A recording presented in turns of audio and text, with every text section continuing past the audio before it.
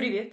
Я продолжаю говорить об эллинистической философии. Это третья и последняя часть.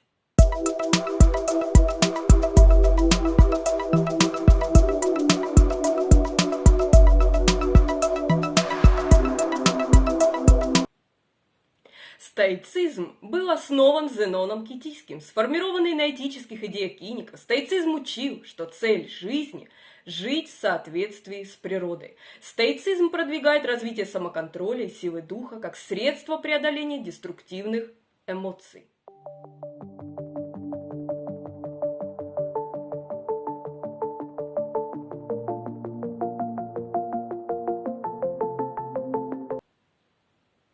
Зенон Китийский или Зенон Стоик был древнегреческим философом. Учение Зенона характеризуется преимущественным вниманием к обоснованию внутренней независимости личности.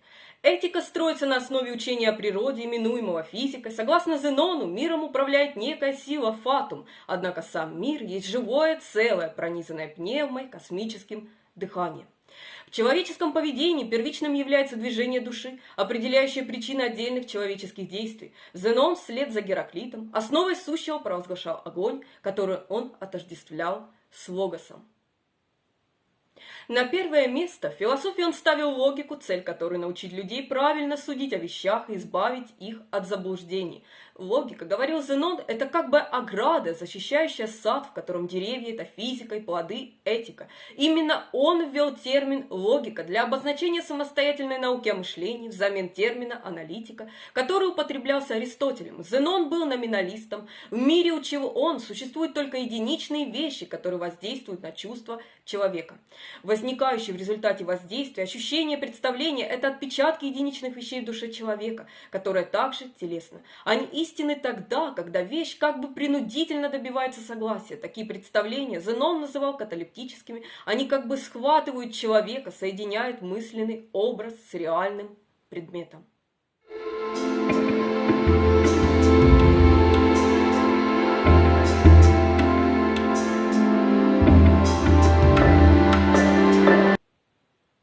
Клеанф был греческим философом-стоиком, представителем ранней древней стои.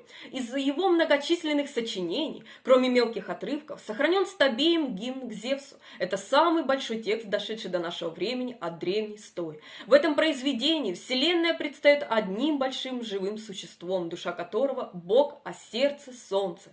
Клеанфу принадлежит переведенное на латынь Сенекой выражение «желающего судьба ведет, не желающего тащит».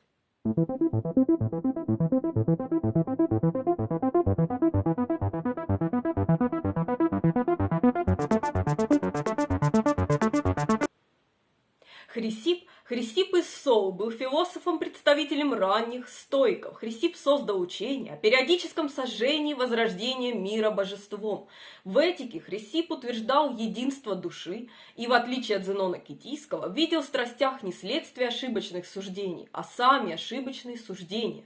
Вместе с Зеноном провозглашал идеалом добродетельной жизни жизнь в согласии с природой.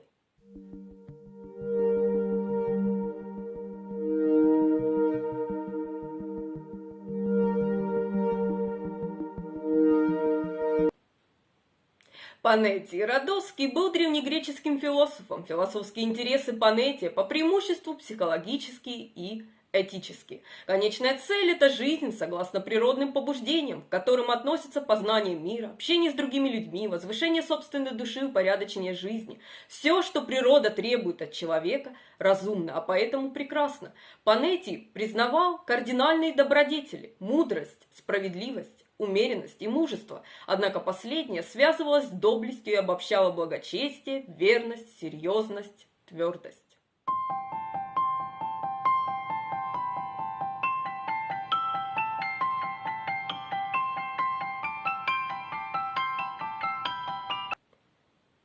Луций Аней Сенека, Сенека-младший или просто Сенека, был римским философом, стоиком, поэтом и государственным деятелем. Будучи стоиком, Сенека настаивал на телесности всего сущего, однако верил в возможность безграничного развития человеческого знание.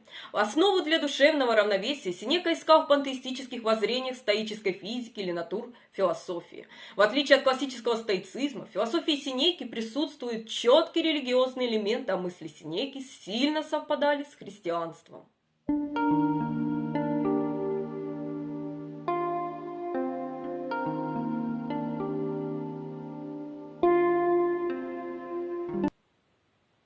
Эпиктет был древнегреческим философом-стоиком. Эпиктет продвигал идеи стоицизма. Что касаемо Вселенной, Вселенная у Эпиктета наилучшая из возможных. Она предстает как сочетание двух начал – разумного логос и созидающего природа.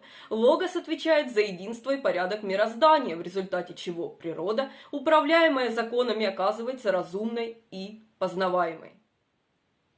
Что касаемо Создателя Вселенной, Бога, Эпиктет считал, что Бог, создавший мир и управляющий им, бесконечно благ и мудр. Лучи его благой мудрости отражаются в разуме человека. Что же есть сущность Бога? Плоть? Ни в коем случае. Земля? Ни в коем случае. Ум, знание, разум правильный. И потому истинное назначение человека в том, чтобы развивать в себе это божественное начало, логос, исполнять волю Бога. По поводу свободы, главная задача Эпиктета – научить, как при любых обстоятельствах сохранять свободным свой внутренний мир. Основное, из чего следует исходить, это подчиниться Божьей воле, исполнить ее, соответственно, это значит быть свободным.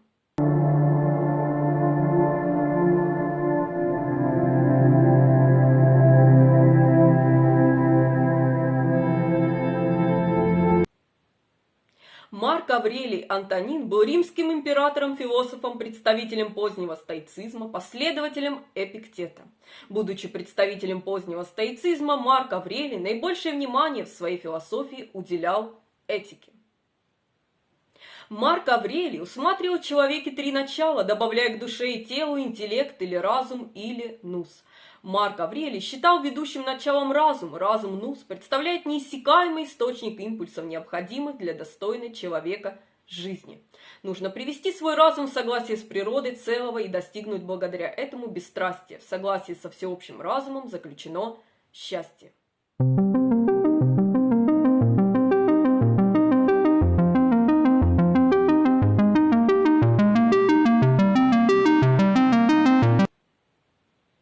Неопифагореизм – эклектическое философское направление в греческой философии, соединившее элементы пифагореизма с философией Платона, Аристотеля и стоиков.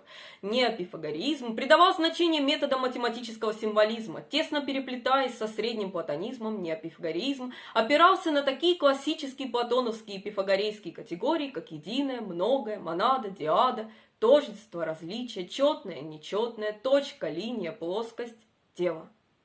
В области этики неопифагорейцы развивали идеалы аскетизма и катарсиса. Катарсис – это процесс высвобождения эмоций, разрешения внутренних конфликтов и нравственного возвышения, возникающий в ходе самовыражения, в том числе через искусство или сопереживание при восприятии произведений искусства. Также важно отметить, что неопифагореизм считал первоначалом не ум, а монаду, диаду.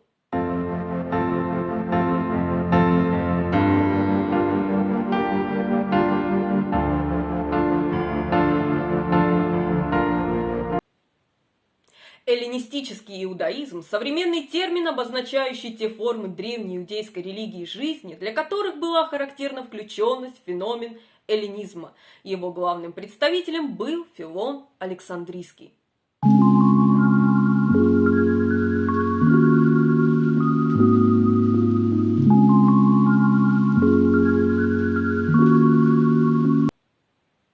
Филон Александрийский был богословом, апологетом иудаизма и религиозным мыслителем. Философское учение Филона сводится к богословию. Бог выше всякого понимания. Только тот, кто отрешается от всего конечного, от мира, от себя самого, от своих чувств и своего разума, находит Бога. Для Филона Бог не подобен миру или небу или человеку. Существует вне времени и пространства и не имеет человеческих атрибутов и эмоций. Не имеет никаких эмпирических качеств, невыразим, недоступен человеческому разумению, неизменен, всегда существует, ничему не причастен, довольствуется собой, не может никогда исчезнуть, его сущность не может быть определена. Мы можем сказать, что он существует, но не знаем, каков он, не имеет никаких черт, схожих с другими существами.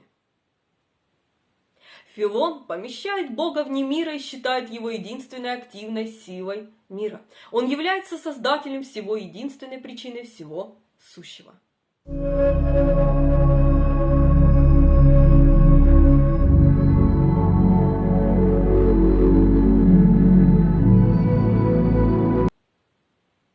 Эллинистическое христианство было попыткой примирить христианство с греческой философией.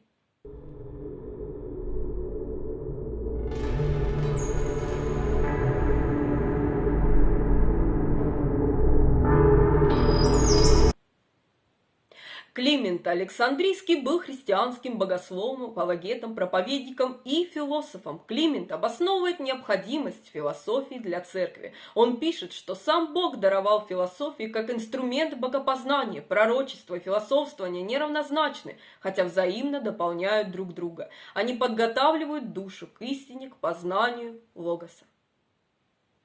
Иными словами, философия необходима как интеллектуальная града божественного откровения. Климент подвергает решительной критике взгляды тех, кто полагает, будто философия – это пустое мирское мудрствование, от которой одни смятения в душах.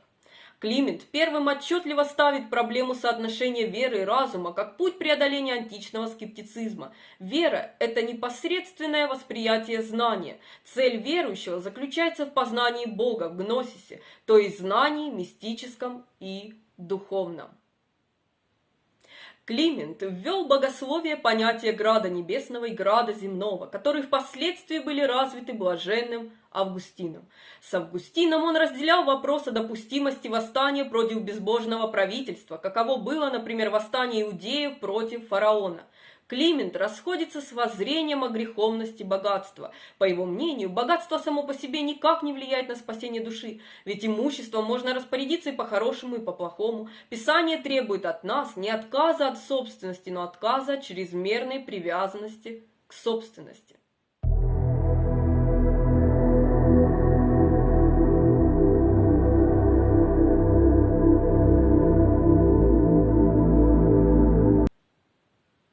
Ориген Адамант был греческим христианским теологом, философом, ученым. Ориген выступал сторонником идеи конечного спасения всего сущего, апокатастасис. Это восстановление творения до состояния совершенства. В христианстве это форма христианского универсализма, которая включает в себя конечное спасение всех, включая проклятых в аду и дьявола. Что касаемо Бога, Творца, для Оригена Бог – это действующее провидение. Христос является образом Бога Отца, Спаситель наш есть образ невидимого Бога Отца. По отношению к самому Отцу Он есть истина, по отношению же к нам, которым Он открывает Отца, Он образ, через который мы познаем Отца.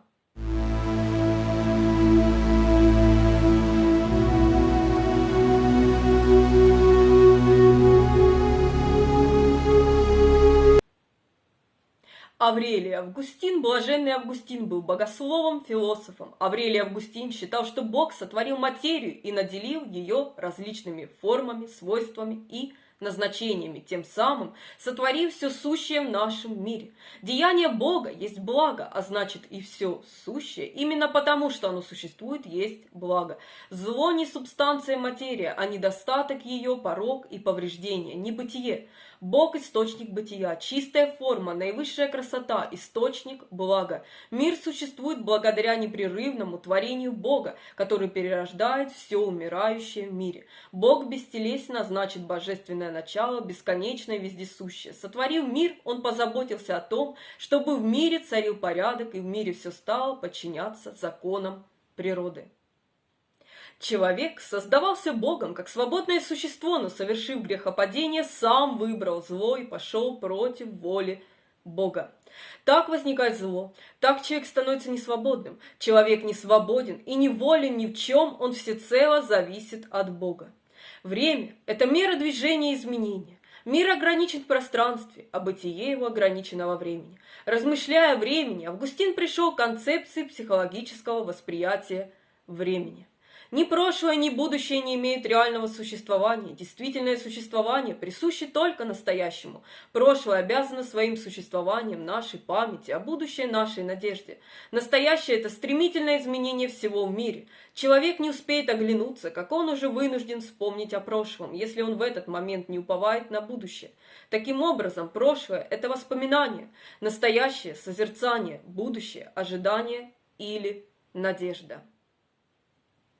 Время обладает длительностью, которая характеризует продолжительность всякого движения и изменения. Вечность, она не была, не будет, она только есть. В вечном нет ни приходящего, ни будущего. В вечности нет изменчивости и нет промежутка времени, так как промежутки времени состоят из прошедших и будущих изменений предметов. Вечность – мир мысли, идей Бога, где все раз и навсегда.